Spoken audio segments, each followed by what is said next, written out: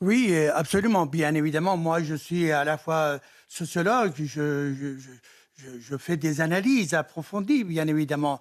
Mais quand on regarde effectivement sur cet aspect-là, ce qui se passe actuellement, eh bien, malgré toutes mes critiques vis-à-vis donc de la politique de Trump, par exemple la question internationale, par exemple concernant, disons, l'environnement, je veux dire là, ou par exemple, y compris la relation avec l'Europe, il fallait gérer autrement. Mais néanmoins, sur la question effectivement du régime iranien, il a raison. À 100%, il a raison.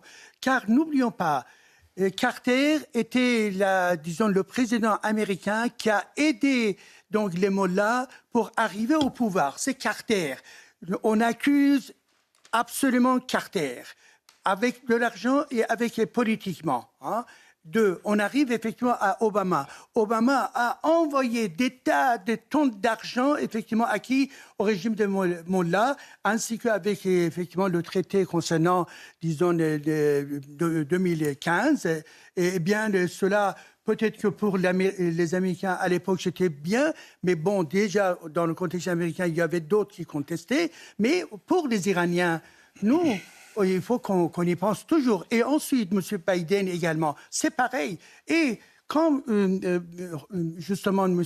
Trump a assassiné donc Soleimani, qui était effectivement l'homme qui était dans le désordre du Moyen-Orient, qui a joué un rôle important quand il a assassiné. Et en Iran, on a applaudi. Et bravo. Et donc, une dernière phrase concernant la géopolitique. La géopolitique, moi aussi, je fais de la géopolitique, bien évidemment. Mais cette géopolitique, regardons le rôle du régime iranien, sincèrement. Qui a mis en place tous les réseaux, disons, des islamistes ou a développé disons, ces réseaux-là? C'est le régime islamiste. Est-ce que l'effet ou l'action de ces réseaux-là, c'est bénéfique pour disons, le Moyen-Orient? Absolument pas. Qui a mis au chaos, effectivement, la situation en Irak? C'est le régime iranien qui a mis effectivement la pression sur le Liban pour transformer le Liban en colonie. C'est le régime, disons, disons des mollahs.